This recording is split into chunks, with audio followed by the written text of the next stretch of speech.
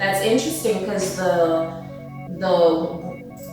202B1 last year was for the nonprofit to build 120 tiny homes. So that's actually the route they went. So yeah, they're building 120 tiny homes. So we have to choose one piece of property. And the reason why we have to choose one piece of property is because we have to map that area. The area has to be a certain type of area. So the area has to be, what do they call it? It cannot have minority elderly concentration in it, which means you cannot have a predominant elderly people who are minorities in the area. So in order for them to lock into finding out what that number is, you can only give them the address for one piece of property, so that when we map that area, it throws out the information for that area.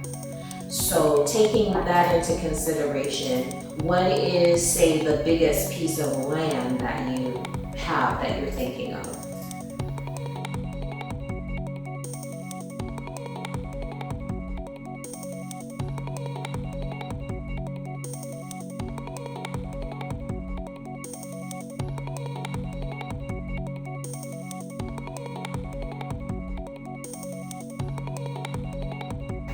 Awesome. Okay.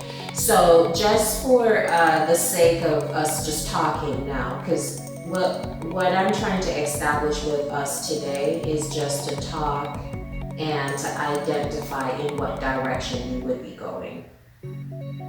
So you have a piece of land, it's about 5 acres. And is this piece of land already zoned for multifamily development? No, it wouldn't be. Okay.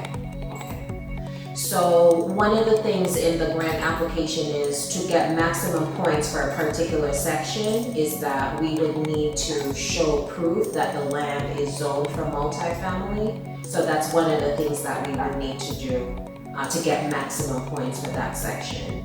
My goal as your grant writer is to push you to always strive to get maximum points for each section of the application. So as your grant writer, we can write the grant, and you can write the grant in a way where you could still meet eligibility, but you're not gaining the maximum points. Because for instance, this particular zoning, it may say zoning 0 points if it's not zoned at all, 2 points if it's zoned but you have to get additional approval, 10 points if it's fully zoned for multifamily. So my goal with you is to say we must get that piece of document that says that it's fully zoned and approved, okay? Because the way grants are, you can get partial points, but you know,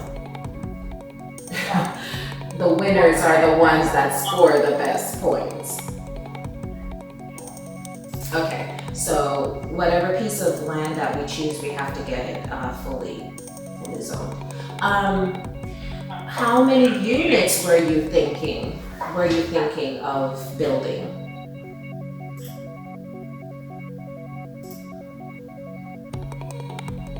I'm sorry, Sarita, what did you say?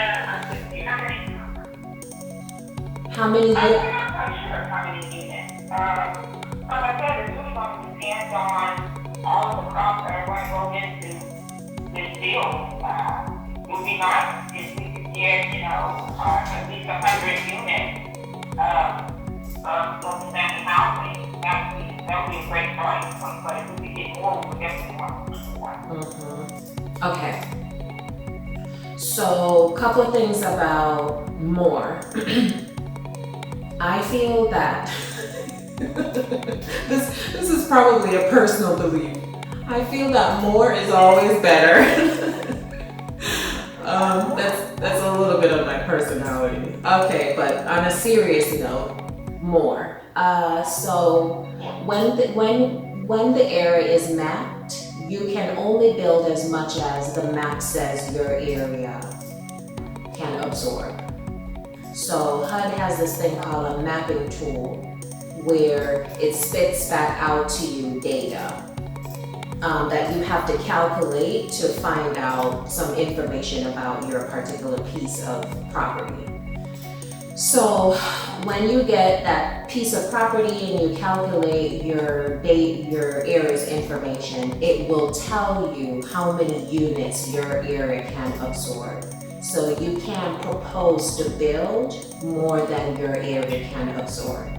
So if our numbers come in at less than 100 units, then we have to propose what those numbers are, or even less, but we definitely can't do more, but we can always come in less. So I just want to give you that bit of information that we have to So propose. that's really the only thing we can determine. That's really going to be where the land is, and depending on what kind of deconcentration and all those things are going on based on the tool, right? Absolutely, absolutely.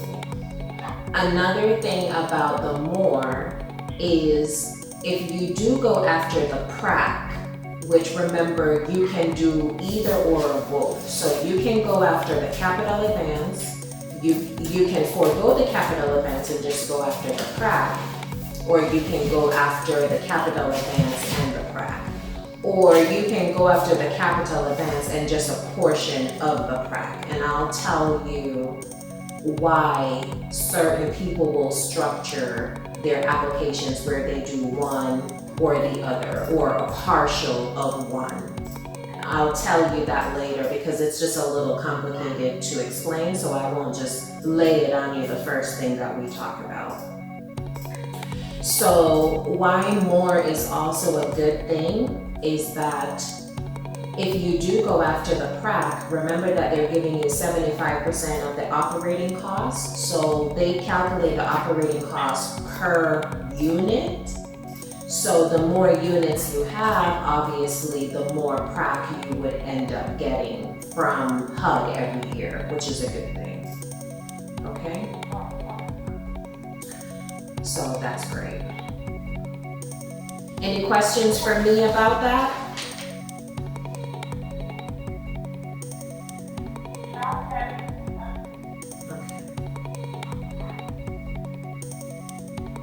All right, so now I want to get into if you want to request a capital advance or the prac or both or a piece or whatever the case might be. So remember that this is a grant, and when you submit your documentation, you're trying to score the maximum points possible in order to be the highest scoring applicant in order to win the grant, because the highest scoring applicants win the grant. So that should always be a goal, if possible.